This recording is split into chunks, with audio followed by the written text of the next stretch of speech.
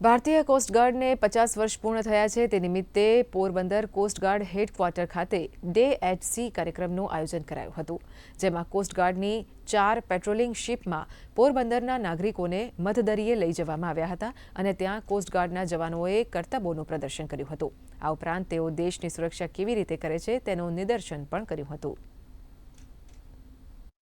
Coast guard के day at सी के उपलक्ष्य में कोस्ट गार्ड शिप शूर पर है और कोस्ट गार्ड ने अपने 50 साल कंप्लीट करने के उपलक्ष्य में ये डे एट सी रखा था पोरबंदर में 13 और 14 तारीख को, जिसमें करीब 2000 नागरिक और हमारे परिवारगण एंड डिग्निटरीज ने पार्ट लिया।